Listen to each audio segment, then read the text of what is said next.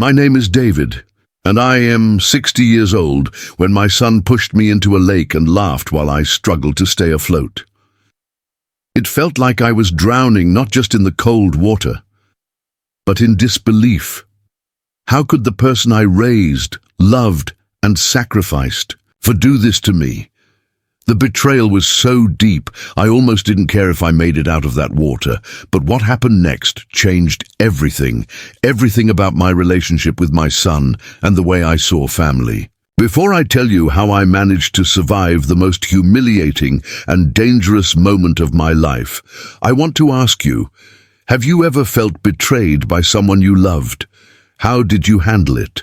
Leave your thoughts in the comments below and let me know where you're watching from so I can thank you personally.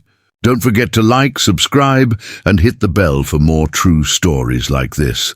The sun was beginning to dip beneath the horizon, casting a soft golden glow over the lake as I stood by the water's edge. It was a familiar sight. The lake had always been a place where I sought peace, away from the noise of daily life. My son and I used to come here often, just the two of us, to talk, relax, and enjoy the quiet together. But this time, something felt different. I was 60 years old, and though my body wasn't what it used to be, I still felt a sense of pride in the life I had built. My son, now a young adult, had been my world for so many years. I remember the days when his laughter filled the house, when he would tell me about his school days, his friends, his dreams. We had always shared a close bond, at least I thought we did, but as he got older, I noticed a subtle change. The conversations became shorter, the silences longer. We didn't seem to connect the way we used to, and I couldn't quite put my finger on why. Still, I was hopeful. Family was everything to me. Despite the growing distance, I convinced myself that we could work through it. Perhaps it was just part of him growing up, finding his own way. I tried to be understanding, to respect his need for space, even though I couldn't shake the feeling that something was off. Maybe I was just being a little too sensitive after all. He was my only child, and I had poured so much into raising him. This day at the lake was supposed to be another one of those moments where we could reconnect. A chance to bridge the gap that had slowly started to form. The sun's warmth, the calm of the water, and the cool breeze seemed to promise that it would be just another peaceful day. I couldn't have been more wrong. I watched my son from across the shoreline, laughing with his friends. He looked happy, but there was something different about his laughter, something that didn't quite sit right with me. He wasn't the same boy I had known, and in that moment, I started to wonder, had I failed him somehow? Had I missed something in our relationship that could have kept us close, kept him from drifting away? But even then, I didn't expect what would come next. As the afternoon wore on, the warmth of the sun was slowly replaced by a cool breeze coming off the lake. It was a perfect day. Yet I couldn't shake the growing unease in the pit of my stomach. My son, usually the center of my attention, was distant, more so than usual. He seemed to be off in his own world, laughing and joking with his friends, but there was an edge to his laughter that felt foreign to me. I tried to engage with him. "Hey, how's everything going with school?" I asked, walking over to where he stood by the edge of the water. He looked up from his phone, gave me a brief smile, but it didn't reach his eyes. "Yeah, it's fine," he replied, his voice flat. The lack of enthusiasm stung, and I could tell he wasn't really present. It wasn't the first time I had noticed this shift. Over the past few months, there had been subtle changes in our dynamic. He wasn't as interested in family dinners, and he'd started pulling away when I tried to have deeper conversations with him. The playful banter that used to flow between us now felt forced. I had chalked it up to him becoming more independent, entering a phase of his life where he didn't need his father as much. But deep down, I wondered if I had done something wrong. Had I pushed him away somehow? Still, I tried to convince myself that this was just a phase. After all, he was still my son, and I couldn't imagine anything changing the bond we had built over the years. I had always been there for him, through every scrape, every tear, and every victory.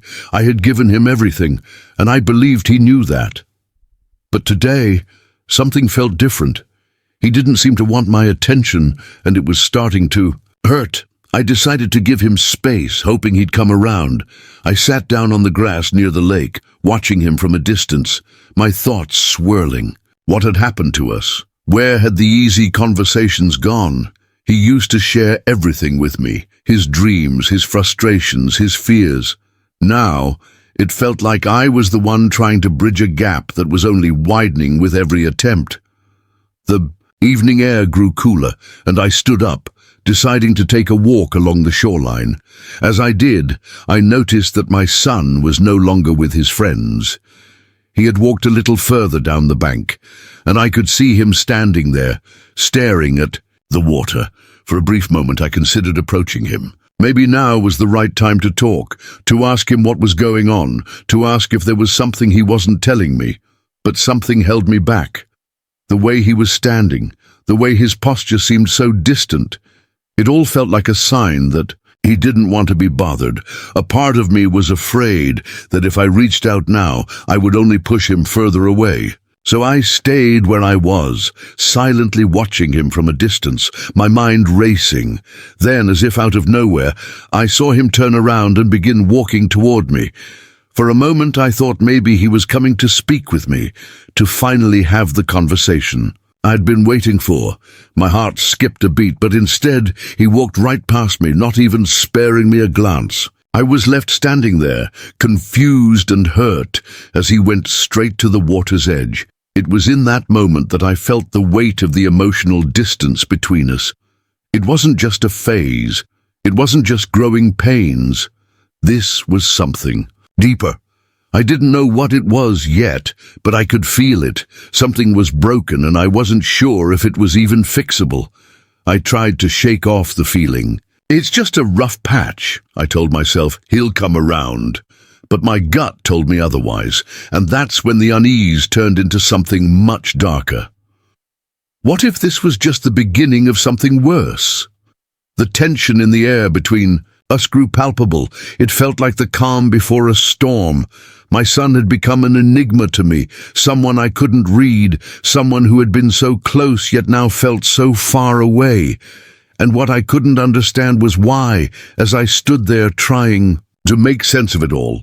I noticed his eyes glancing over his shoulder toward me. For the briefest second, our gazes locked. He didn't smile, he didn't say anything. He just turned back toward the water. And in that moment, the last shred of hope I had that things might be okay slipped away. I knew, deep down, that this wasn't just a phase. I felt a chill that had nothing to do with the temperature. It was the chill of realization.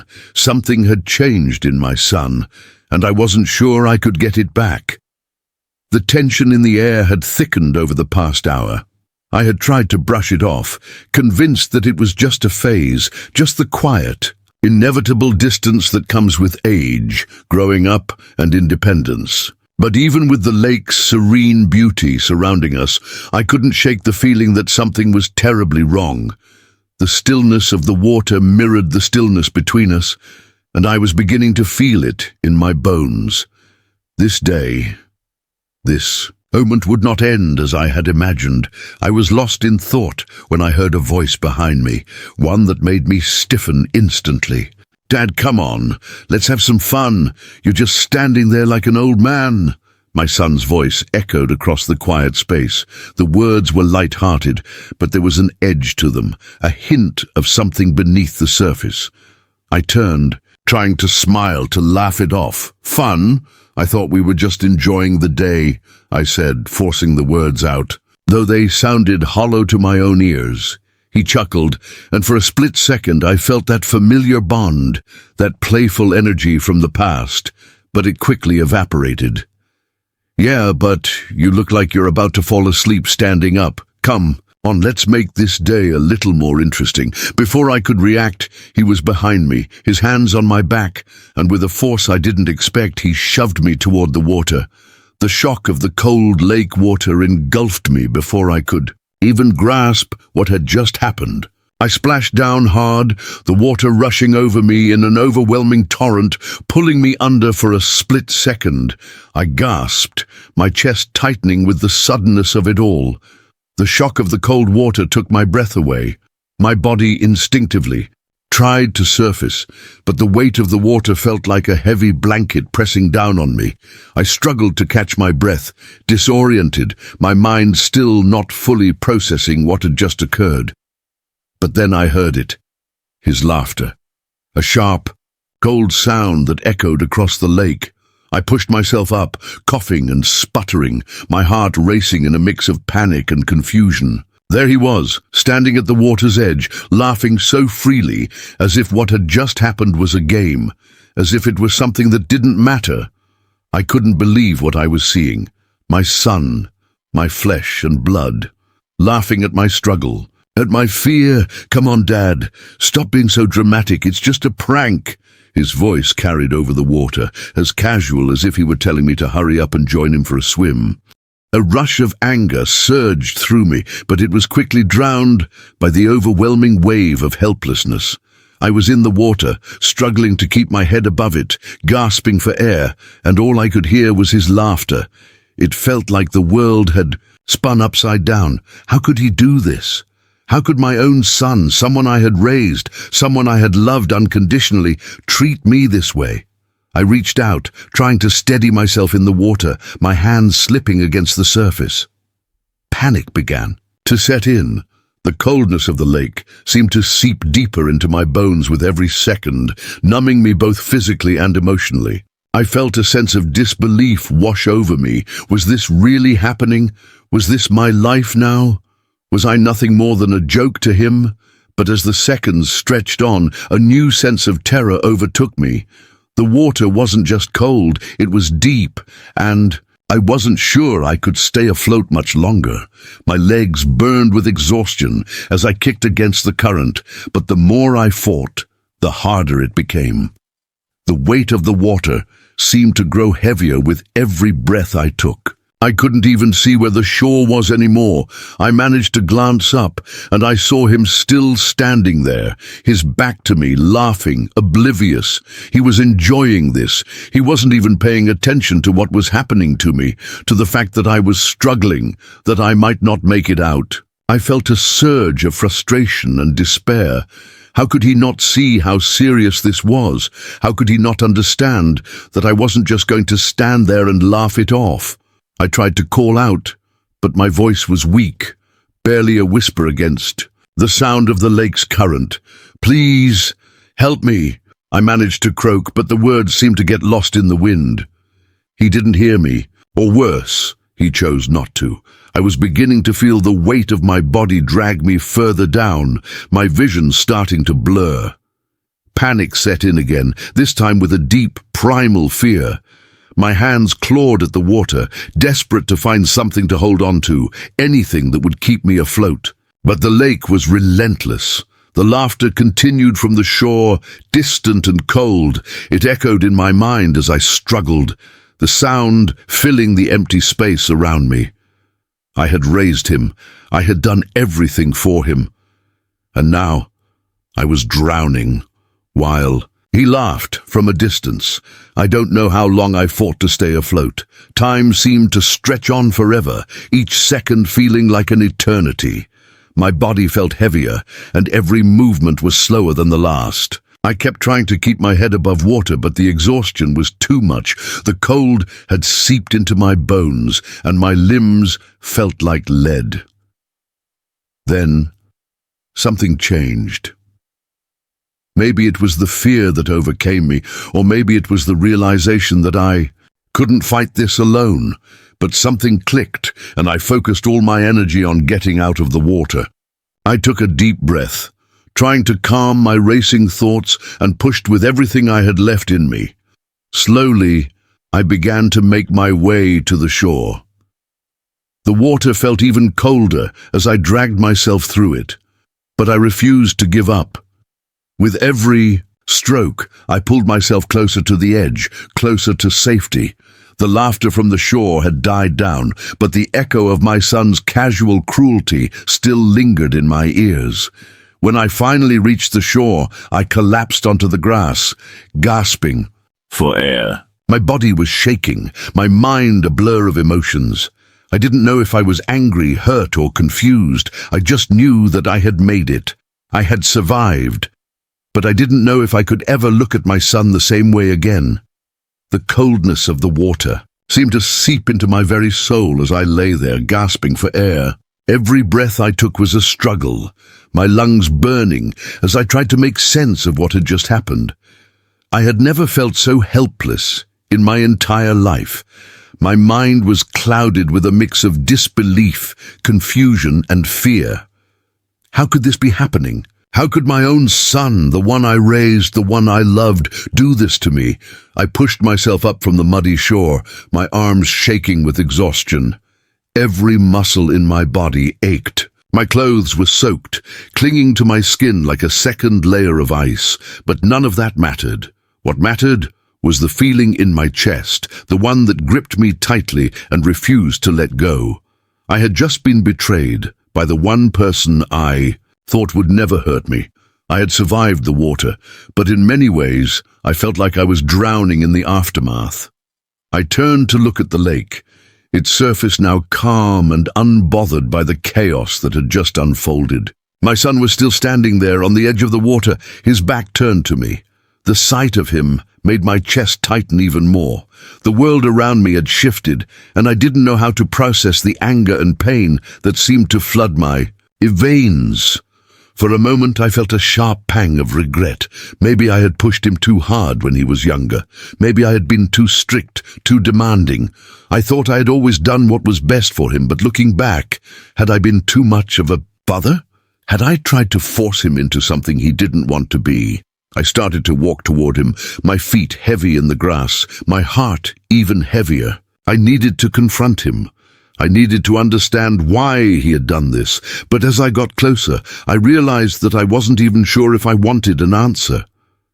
What could he possibly say that would make this okay? How could he explain the cruelty in his actions, the laughter that echoed in my ears like a constant reminder of his indifference? When I was just a few feet away, he turned and looked at me. There was no remorse in his eyes. There was no concern for my well-being. Just an apathetic expression, as if what had happened meant nothing to him. The distance between us, both physical and emotional, was now undeniable. "Well, you're out of the water," he said, his voice casual, almost indifferent, as though he were commenting on the weather. "You okay, or do you need me to help you up?" The words hit me like a slap to the face. Was he serious? Did he not understand the gravity of what had just happened? I was still struggling to catch my breath, my body aching, and he was standing there, acting as though it was just another joke, another prank. I couldn't believe it. "You pushed me into the lake," I said, my voice shaking with a mixture of anger and disbelief. "You laughed while I struggled to survive. How could you do that?" He shrugged, looking away as if he was bored with the conversation. "I didn't think it would be that serious. You're just overreacting. It was a joke, Dad. A joke." The words hung in the air, thick with the sting of reality. How could he not see how dangerous it was? How could he not understand that I could have drowned? The water wasn't just cold, it was deep. I didn't know how far I would go before I couldn't make it back to the surface, but to him, it was all just a joke. "I almost drowned," I said, my voice rising, barely able to control the anger that was bubbling up inside me. "You could have killed me, and you're standing here laughing about it like it's some sort of joke?" His face hardened, and he crossed his arms over his chest. "You're being dramatic, Dad. It was just a little push. You act like I tried to drown you on purpose. You're fine. You got out of the water." The words cut deep. He was minimizing everything I had just gone through. To him, it was nothing more than a moment of amusement, a simple prank gone wrong. But for me, it was a moment that shattered everything I thought I knew about my son. I took a step back, my chest tight with a mixture of rage and heartbreak. "You've changed," I said quietly, more to myself than to him. "You've become someone I don't even recognize anymore. I don't know who you are, but this isn't the son I raised," he scoffed, clearly irritated. "Oh, so now I'm the bad guy. You always say I'm growing up and changing, and now that I do, you can't handle it. Maybe you should stop trying to control everything and just let me be who I am." The words stung, but they were true. He had changed, and I had missed it. I had been too focused on keeping things the way they had always been that I hadn't noticed the shift. Maybe I had been too controlling, too protective. Maybe I had stifled his growth, not realizing that he was pulling away from me for a reason. I opened my mouth to say something, but no words came. What was left to say? How could I fix this? I didn't know the answer, and the overwhelming sense of helplessness washed over me again. I had just been through something that could have killed me, and instead of being met with concern, I was met with cold indifference. "Do you even care that I almost died today?" I asked, my voice barely above a whisper. "Do you even care about me anymore?" For a moment, there was silence. He didn't answer, and for the first time in my life, I felt a deep, painful realization settle in my chest. My son, my only son, wasn't the boy I had raised. He had become someone else, someone I didn't recognize, and in that moment, I had no idea how to get him back. As I stood there dripping wet, my body shivering from the cold, I realized something even colder had settled inside me, the realization that my relationship with my son was no longer what I thought it was. The laughter I heard when I was struggling in the water wasn't just a careless mistake. It was a window into something much deeper, something I had been too blind to see. I looked at him, and for a moment I didn't see the boy I had raised. I didn't see the child whose hand I held when he took his first steps, or the little boy who used to crawl into my lap after a nightmare. I saw a stranger, indifferent, detached, and maybe even resentful. The thought cut through me sharper than the chill of the water ever could. As I sat there catching my breath, memories flooded back. I remembered long nights when I stayed up after work to help him with homework, even when I was exhausted. I remembered skipping meals so I could afford his birthday presents and working overtime just so he wouldn't feel the weight of financial struggles. Every sacrifice I had made suddenly replayed in my mind, like scenes from a movie I couldn't stop watching.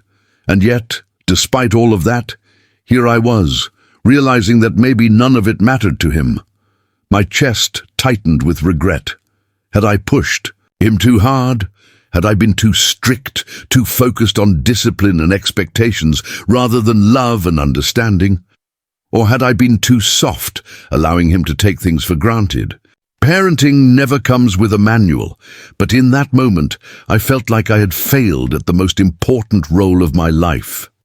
I thought about the small signs I had ignored over the years, times when he rolled his eyes at me, the way he had slowly stopped opening up about his life, the way his laughter around me felt different, more forced. I had convinced myself that it was just part of growing up. But was it more than that?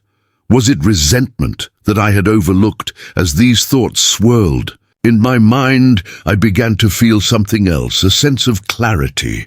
My son's actions were cruel, yes, but they were also a message. A painful message that something inside him had changed, and I had been too late to notice. His laughter while I struggled wasn't just cruelty, it was a symptom of a deeper fracture in our bond.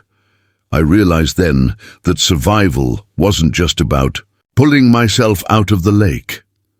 It was about confronting the truth. The boy I loved with everything I had was slipping away from me, and I couldn't pretend anymore.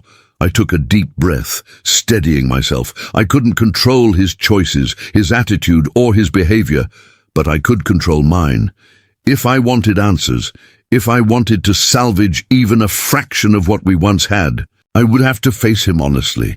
Without hiding behind excuses or regrets, this realization didn't bring me comfort. In fact, it broke me even more, but it also gave me a strange kind of strength. I knew the conversation that was coming wouldn't be easy. I knew it might even push us further apart. But I also knew it was the only way forward. The lake had tested my body. Now, life was testing my heart, and I was about to find out which of the two was stronger. The silence between us stretched on, and I could feel the weight of it pressing down on my chest. My son stood there watching me, his face a mask of indifference. He wasn't even bothering to hide the annoyance in his expression. My heart ached with a pain I couldn't even describe. I wanted to scream, to demand answers, but I could feel something deep inside telling me that it wouldn't do any good. Anger wouldn't change what had already happened. I looked at him again, the image of his cold detachment burning into my mind. I need to get out of here, I muttered to myself. My body was exhausted, trembling from the cold, but it wasn't just the physical exhaustion that weighed me down. It was the emotional toll, the betrayal, the confusion, the disbelief. They had all accumulated in that moment, and now it was too much. Without waiting for him to say anything, I turned away and began walking back towards the path that led up. The hill. My legs were wobbly, and my body felt like it was made of stone, heavy with the weight of what had just occurred. I didn't know what to say anymore, and I didn't know if I even wanted to hear what he had to say. What was left to be said? Every step I took felt like it was pulling me further from him, but it was also pulling me away from the horrible reality I was facing. I couldn't just stand there and let this moment define everything between us. I had to walk away, even if, just for a moment, to collect my thoughts, to make sense of what had happened. The lake, which had once been a place of solace, now seemed to taunt me with its calm surface. I could still hear the faint sound of his voice echoing in my mind, the dismissive tone he had used when he called me dramatic. I clenched my jaw, trying to push the anger down, trying to fight back the tears that were threatening to escape. But I knew that I couldn't keep this bottled up forever. I reached the edge of the small path leading back to the car, and I paused for a moment, looking back over my shoulder. My son was still standing by the water, his arms crossed, his back turned to me. The image of him standing there, so cold, so distant, felt like a knife to my heart. I wanted to go back, to talk to him, to fix this, but the words wouldn't come. And somehow I knew that no words would fix this. I felt the sting of tears in my eyes, but I quickly wiped them away.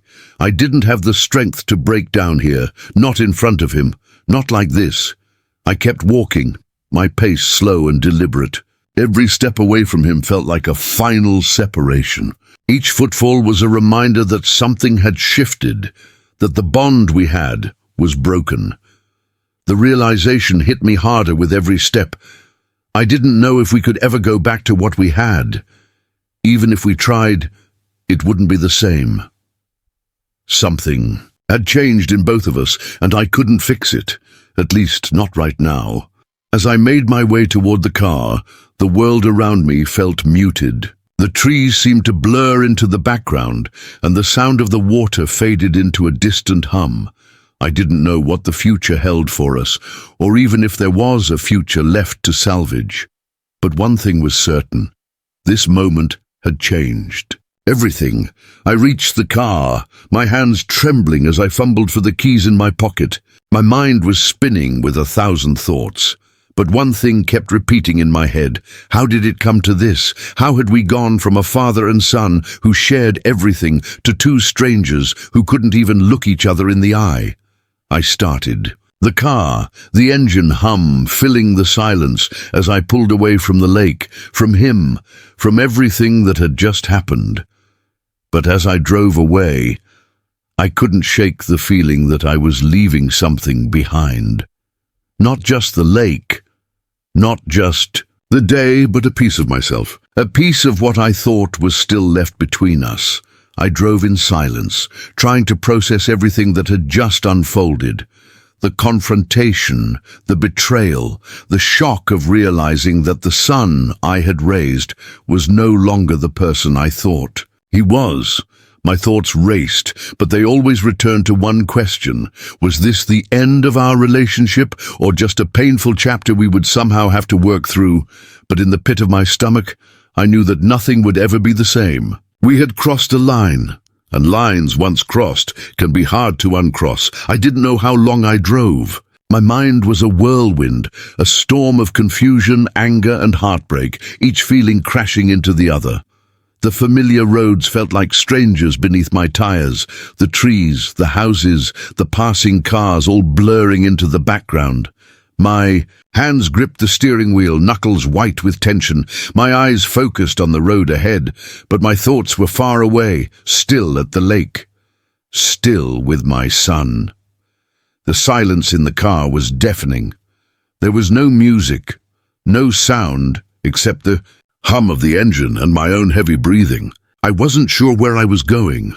All I knew was that I had to get away. I had to put some distance between me and the lake, between me and my son.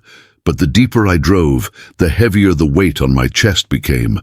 Every inch of the journey felt like I was pulling away from something or someone I had spent a lifetime building. When I finally pulled into the driveway, I barely even noticed the familiar sight of my house. I'd done this hundreds of times, pulled into this same spot, and yet today it felt like a foreign place. Everything had changed in just a few short hours, and I couldn't shake the feeling that the ground beneath me was shifting. I sat in the car for a long moment, the engine still running, my hands on the wheel, just breathing. I had to face him. I couldn't leave things like this, not after what happened. But where would we even begin? What would I say? How could I make sense of the flood of emotions that were drowning me? I stepped out of the car, the cool air hitting me as I made my way toward the front door. I hadn't realized how much I was shaking until I reached for the door handle. My heart was pounding in my chest, and a tightness in my throat made it hard to breathe. As I opened the door, I could hear the faint sounds of the TV from the living room. My son was inside. He was home. He hadn't left after everything that happened at the lake. For a moment, I stood in the doorway, staring into the house. My thoughts were scattered. Was I ready for this? Was I ready to face the reality that my son might not be the person I thought he was? Could I even find the right words to express everything I was feeling? Every question seemed to swirl around my head, but none of them gave me a clear answer. Finally, I walked inside. The house was eerily quiet, except for the low murmur of the TV. I found him sitting on the couch, the remote in his hand, his back to me. He looked so casual, so normal, like nothing had happened. He didn't even glance over when I walked in. I stood there for a moment, my body tense, my heart beating loudly in my ears. I had to say something, anything. My throat felt dry, but I forced the words out. "You pushed me into the lake today," I said, my voice shaking slightly. "You laughed while I was struggling to survive." He didn't look up. "I know, Dad," he muttered, his voice flat. "I was just messing around." "Messing around?" I repeated, the anger rising inside me.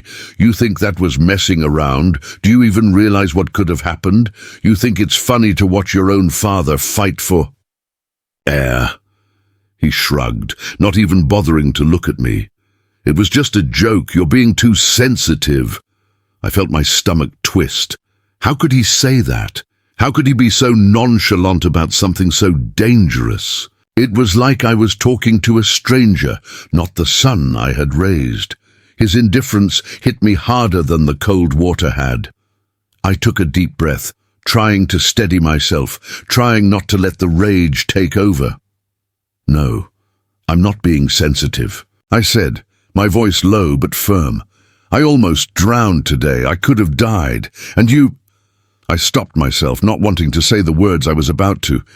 You just watched and laughed."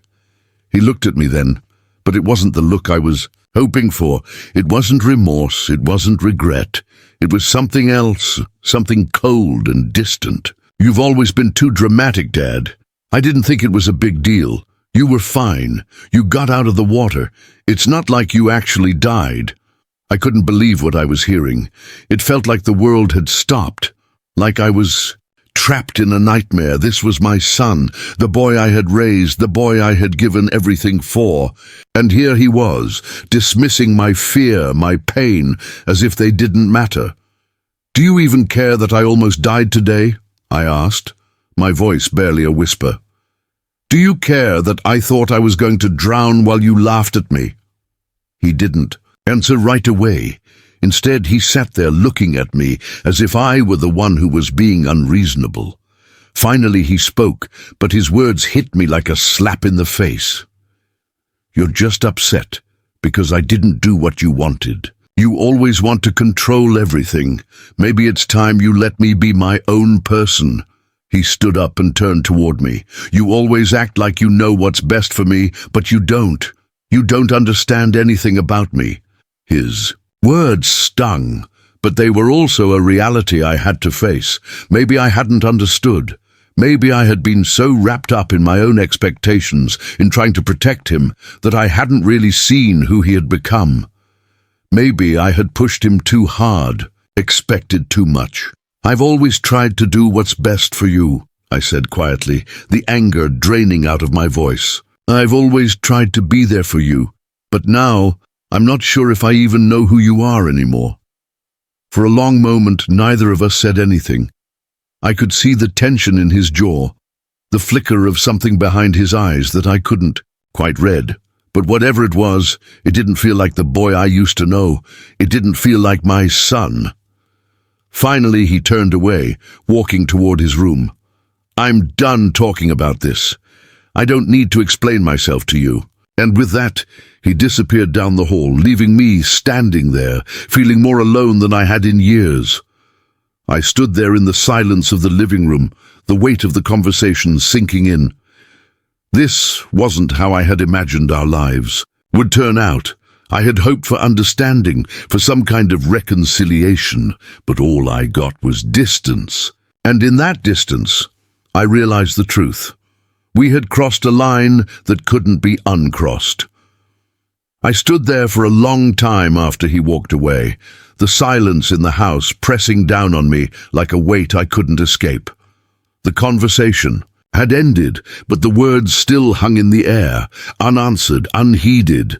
I felt like I was suspended in time, unable to move forward, unable to move back. The tension between us was palpable, a heavy cloud that I couldn't shake. I went into the kitchen and stood in front of the sink, my hands resting on the cold counter. The hum of the refrigerator was the only sound that filled the room, a stark contrast to the emotional storm raging inside me. I didn't know what to do anymore. How could I fix this? How could I heal the rift that had opened between me and my son? I thought about the years I had spent raising him, the nights I stayed up late helping with schoolwork, the weekends I dedicated to teaching him how to fish, how to drive, how to be a man. I had given him everything I had, my time, my energy, my love, and now it felt like none of it mattered, like I was a ghost in his life, a relic of a past he no longer cared about. But as I stood there, I realized something. I had spent so much time focusing on what I had done for him, on the sacrifices I had made, that I had neglected to ask myself one simple question: what had he done for himself? For years, I had been the one making the decisions, the one offering guidance, the one giving direction. I thought I was doing what was best for him, but somewhere along the way, I had forgotten to allow him the space to grow, to make his own choices, and to figure out who he was on his own terms. I'd been so caught up in what I thought he needed that I had failed to see what he wanted. I took a deep breath, letting the air fill my lungs and calm the storm inside me. I couldn't change what had happened. I couldn't undo the hurt. the betrayal, the moments that had led us to this point. But I could change how I move forward. I had to learn to let go, to accept that my son was no longer the person I had raised, and that maybe, just maybe, that was okay. It wasn't about me anymore. It was about him. He had to find his own way, and I had to respect that, even if it hurt. As much as I wanted to hold on to the image of the boy I had raised, the reality was that he was growing up, becoming his own person, and I had to learn to let him go. I knew that this wasn't the end. Our relationship wasn't over, but it had changed. It had been tested and it had cracked, but it hadn't shattered completely. I could still see the boy I had loved in the man he was becoming, but I had to stop holding on to the past. I had to stop trying to mold him into the person I wanted him to be and start accepting him for who he was. And I had to forgive myself. Forgive myself for the mistakes I had made as a father, for the times I had been too harsh, too demanding, for not seeing the signs that he was pulling away. But more than anything, I had to forgive myself for expecting too much from him, for believing that my love alone could solve everything. I had to let go of the guilt, the regret, and the fear that had been weighing me down. I stood there for a moment, just breathing, letting the weight of everything settle into my bones. I knew that I had a long way to go before things could be right again. I didn't know what the future held for me and my son, but I was ready to face it. Whatever happened, I was going to try to be the father he needed, not the one I thought he wanted. As I walked down the hall to his room, I didn't know what I was going to say or if he would even want to listen, but I knew I had to try. I had to let him know that I still loved him, that I wasn't giving up on him, that despite everything, I would always be there for him. And I had to tell him that I was sorry. Sorry for the mistakes I had made. Sorry for not always being the father he needed. And sorry for not seeing the person he was becoming. When I reached his door, I hesitated. I didn't want to intrude, didn't want to force myself on him. But I knocked gently, waiting for a response. There was silence on the other side, and for a moment I thought he wouldn't answer. But then the door creaked open, just a crack. His eyes met mine, and I saw something there, something faint but real. It wasn't anger or resentment, but something more vulnerable, something that told me there was still hope. "I'm sorry," I said, my voice quiet but steady. "I've made mistakes, and I know I've hurt you. I've been so focused on what I thought you needed that I forgot to listen. But I'm here now, and I want to try to make things right." He didn't say anything for a long moment, and I thought he might close the door on me. But instead, he stepped back just a little and nodded. "I don't know what to say either," he muttered, his voice soft. "But I don't want to fight anymore. I don't want to hate you." I stepped into his room, my heart swelling, with both relief and pain. It wasn't perfect, but it was a start. It was something, and in that moment I knew that we would get through this. It would take time, it would take patience, and it would take understanding. But we would get through it together, because we were family. And no matter what, that bond would always be there, even if it was cracked, even if it had been broken for a while. As I sat there side by side with my son, I realized something profound, that healing doesn't always happen in one big moment. It's not about having everything fixed in an instant or pretending that everything is fine. Sometimes healing comes in quiet moments like these, in the small acts of reaching out, in the vulnerability of admitting mistakes, and in the willingness to try again. Looking at my son, I saw the young man he had become, and though he was not the boy I once knew, he was still my son. We had been through so much, and it had felt like a storm, relentless and consuming. But storms, though they may feel endless, always pass. What remains is the calm, the space to rebuild, to breathe, to grow. I didn't have all the answers. I couldn't fix the past, and I certainly couldn't change the hurt we'd both felt. But in that moment, I understood something I hadn't before. It wasn't about making everything perfect or going back to what it was. It was about understanding that we were both changing, evolving, and learning. The love we had was still there, even if it had been tested. And that love, though it had been strained and stretched, was enough to carry us forward. As my son sat next to me, not speaking but silently acknowledging what had passed between us, I felt a small flicker of hope. It wasn't a perfect resolution, but it was progress. It was a beginning, and in that quiet space I knew that no matter what, we would find our way back to each other. It would take time, it would take effort, and it would take understanding. But it was possible. I had learned that survival wasn't just about getting through the tough times. It was about finding strength in the aftermath, about learning from the pain, and about being willing to open yourself up to the possibility of change. I wasn't the same man I had been when I had pushed my son into the water, and neither was he, but perhaps, just perhaps, we were both better for it. Family is messy, imperfect, and full of surprises, but it's also the place where we can find the courage to face our worst fears and the strength to heal together. I wasn't sure what the future held, but I knew one thing for sure. No matter what, we'd face it side by side. Now that you've heard my story, I want to hear from you. Have you ever experienced betrayal from someone you loved, someone you thought you could trust? How did it change the way you saw them and the way you saw yourself? I know many of us carry these heavy, painful experiences, but sometimes it's in sharing them that we find healing and connection. So I'm asking you to share your story in the comments below.